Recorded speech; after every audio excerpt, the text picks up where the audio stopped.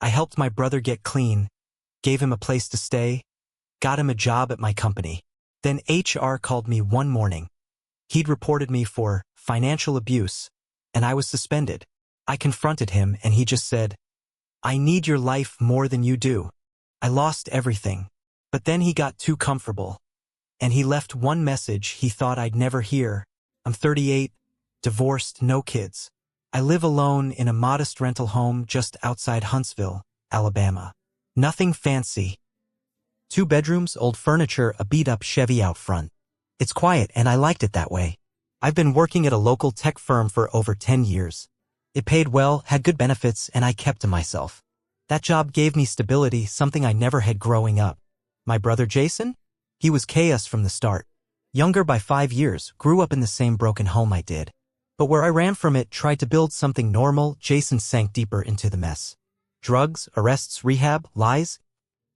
Years of it. I stopped counting how many times he called crying, needing money, needing help. I ignored him for almost 6 years. Then one evening I came home from work and there he was, sitting on my porch like a ghost from the past. He looked like hell. Thin, dirty hoodie, broken sneakers. But his eyes were clear. He looked me dead in the face and said, "Danny, I'm clean. 8 months. I swear. I'm trying." I should have shut the door. Instead, I told him to come in. I made him dinner. Gave him clean clothes. Set him up in the spare bedroom. He cried that night, told me I was the only person who ever believed in him. I didn't sleep much. Something didn't feel right. But I told myself it was just the past creeping in. That people change? For a while, it looked like he did. He went to meetings, cleaned the kitchen, jogged in the mornings. He got up early, helped fix the fence out back. For the first time since we were kids, we actually talked about life, regrets, what we missed. It felt like maybe we could be brothers again. After 2 weeks, I got him an interview at my company. I had pull in HR, so it wasn't hard. Maintenance position, nothing too technical. Just needed someone to show up, be reliable. I told my boss he's been through it, but he's good now. I'll vouch for him. Biggest mistake I've ever made. Jason started strong. Showed up on time, did the work, even made a few friends. He was charming when he wanted to be. He smiled a lot. Laughed at everyone's jokes. Played humble. But at home, cracks started to show. Beers went missing. I'd ask and he'd lie. "Must have been your buddy from poker night." Then I caught him sneaking money from my change jar. He laughed it off like it was nothing. Just needed a couple bucks for smokes. Chill out. I gave him a warning. I laid down rules. No drinking. No drugs. No lies. He agreed. The next day he deep cleaned the whole house, even polished my boots. Told me he was grateful. Said he loved me. 2 weeks later, I got suspended from my job. HR called me first thing in the morning. I was half awake, thinking maybe it was a routine check-in. Instead, they told me there had been a serious complaint filed against me. I had to come in immediately. I remember everything about that walk into the office. People were staring. HR met me at the elevator. They didn't even let me go to my desk. Straight to a private room with a manila folder waiting on the table. They said my brother had filed a formal complaint accusing me of financial abuse. He claimed I was taking part of his paycheck, threatening to evict him if he didn't hand over money. Said I used his past against him, made him feel trapped. He brought evidence. Text messages taken out of context, voice recordings edited just right. He even wrote out a fake journal with dates and entries that made me look like a damn monster. I was stunned. Couldn't speak. Couldn't breathe. They suspended me pending investigation and asked for my keycard. Security walked me out. I didn't even get to grab my lunch from the fridge. I drove home in silence. I didn't know what to say, what to feel. I opened the door, and Jason's stuff was gone. His room empty. Even the bed sheets were stripped. I found him at a cheap motel 2 towns over, after calling every place I could think of. He opened the door like he was expecting me. He looked clean, relaxed, like he was on vacation. I asked, "Why, Jason?" He smirked. "I need your life more than you do." He closed the door. Just like that, I was the villain. People at work distanced themselves. Some believed him. Others didn't know what to think but stayed quiet. I stopped getting calls. The investigation dragged on. No one would talk to me about it. I lost everything. The company said they couldn't legally terminate me, but my name was tainted. So I quit. My landlord raised the rent. I had to sell my truck to cover bills. I picked up some labor work where I could, nothing stable. I went days without food sometimes. I thought about giving up more than once. Then, 3 months later, I got a voicemail. Unknown number. I almost didn't check it. It was Jason. Pocket dial. He was laughing with someone. High, maybe drunk. I could hear everything. He was bragging. Yeah, dumbass thought he could guilt me forever. He had it all. Job, respect, even that nice little setup at home. I took it. Hell, his ex even texted me the other day. Told you, man. I'm him now. Just better. Then the sound of him snorting something. More laughter. He didn't know he'd called me. He never would have sent that on purpose. I saved that message. And that was the moment everything changed. I must have listened to that voicemail 10 times in a row. Each time it hit harder. The way he laughed. The way he said he was me now. Like he'd won some twisted game. Like I didn't matter. I didn't sleep that night. I sat in the dark, holding my phone, thinking about every second I wasted trying to save him. All the chances. All the lies. I had nothing left to lose. And for the first time in my life, I felt clear. I wasn't going to fight fair anymore. I started digging. Not for revenge, not yet. I just needed truth. Something to prove I wasn't crazy. Something to remind myself he was the problem, not me. First stop was his old NA sponsor back in Austin. Took a few emails and fake names, but I got in touch. Guy's name was Ralph. Told me Jason never made it past step 3. Disappeared halfway through the program. Said he scammed 2 other members for rent money and bailed. Ralph had filed a police report, but nothing ever came of it. Next, I tracked down a girl Jason dated while he was in Dallas. Rachel. She responded fast. Said she was still paying off a credit card he opened in her name. Claimed he told her the same thing, I'm trying to be better. I just need a little help. She called him a parasite. Everywhere he went, he left wreckage behind. But no one followed up. No one warned me. I spent days compiling everything. Emails, police reports, old text messages he forgot to delete off the laptop he left behind. I even found an audio recording he made while practicing his statement for HR. He was rehearsing it. Pausing. Rewording lines. Like it was a script. I built a file. Thick as a Bible. Dates, documents, photos, audio. I put it all on a flash drive and mailed it anonymously to HR. No note. No return address. Just cold, hard truth. Then I waited. Jason didn't know I had the voicemail. Didn't know about the flash drive. He thought he'd won. He got too confident. He started showing up at bars around town. Places I used to go. Wore my old flannel, talked about his job at the company. Even tried to friend my ex-wife on Facebook. She sent me screenshots. Said he messaged her saying, "Maybe you ended up with the wrong brother. He wasn't just stealing my job. He wanted my whole damn life. I kept my head down. Let him dig his hole." A week later, I heard from a friend in HR off the record. They were reopening the investigation. Apparently, Jason slipped up. Sent an email to someone inside the company bragging about how he played the system. Thought it was a burner account. It wasn't. Combined with the flash drive, it was enough. But they couldn't go after him yet. They needed more. Something airtight. So I got close. I found out he'd been staying at a new apartment.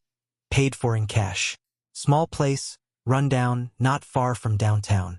I started going to the same coffee shop across the street. Sat there every morning, watching. Timing his movements. He had a routine. Monday nights, he hit a dive bar off Main. Tuesdays, he stayed home. Wednesdays, he went to a networking group. Some sketchy pyramid scheme meetup. I followed him a few times. Took pictures. Logged where he went, who he met. I even caught him buying pills behind the gas station on 5th. I had everything I needed. Then one night, I saw him talking to a woman outside his building. She looked young, nervous. I didn't recognize her. She handed him a wad of cash. He smiled, hugged her, and she left. It hit me hard. He wasn't just scamming jobs anymore. He was scamming people again. Vulnerable ones. Maybe worse. I had to end it. But I wasn't going to call the cops. I had a better plan. I knew if I went straight at him, he'd twist it like he always did. Play the victim. Lie his way out. So I started planting seeds, quiet ones. I made a fake profile. Took a few hours using an old photo of a coworker from years ago. I named him Kyle. Kyle was from Michigan, working remote, and just moved to Huntsville. I added Jason on Facebook, then Instagram. Took about 5 minutes before Jason accepted. Probably thought Kyle was another sucker to impress. Over the next few days, Kyle became Jason's new best friend. Jason messaged first, bragging about how he rebuilt everything from scratch. He said he used to be down bad, but now he had connections in tech, real estate, and crypto. Total BS. I fed it. Told him I was looking for ways to invest, maybe get into business locally. Jason bit down hard. He invited Kyle to one of his Wednesday networking events. I knew the place. A shady office park with peeling paint and bad lighting. I showed up early, parked across the street, and waited. When he arrived, I filmed everything from my car. He introduced Kyle to a bunch of guys. Late 20s, early 30s, all dressed like they were headed to court. The whole thing was a joke. Jason was leading the meeting, talking about investor buy-ins and private funding with zero experience. He had them filling out fake applications, handing over money for early buy-in opportunities. It was a scam, clear as day, and he was proud of it. The best part? He repeated the same lines I heard on that voicemail, word for word. I'm him now, just cleaner. He said it like a catchphrase, like he practiced it in the mirror. I got it all on video. That's when I went back to my old HR contact and dropped the second package. Video clips, screenshots, the entire Kyle chat log. The networking scam. The deal with the girl outside his building. I found her too, by the way. Her name was Kayla, 19. Thought she was investing in a startup. Jason took her last $800. I told HR they had a choice. Either they clear my name and deal with him, or I take this whole mess to the press and every state board that licenses businesses. They didn't even hesitate. 2 days later, Jason showed up at my door, sweating, eyes wide, like he saw a ghost. You set me up. I didn't even move.